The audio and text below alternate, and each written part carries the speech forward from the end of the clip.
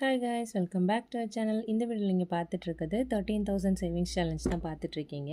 இந்த சேலஞ்சில் நம்ம அடுத்ததாக கொண்டு வந்திருக்க அமௌண்ட் வந்து 70 ருபீஸ். ஸோ இந்த 70 ருபீஸை கட் பண்ணிட்டு இதை வந்து அந்த அமௌண்ட் கூட ஆட் பண்ணிடுறேன்.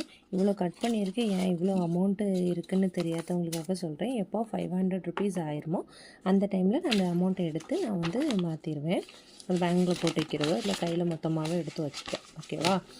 இது ஏன் அப்படி பண்ணுறதுன்னா, கேஷை வந்து எப்போவுமே கையிலேயே இருந்துச்சுன்னா வந்து எந்த இம்ப்ரூவ்மெண்ட்டுமே இருக்காது, அப்படியே இருக்கும்.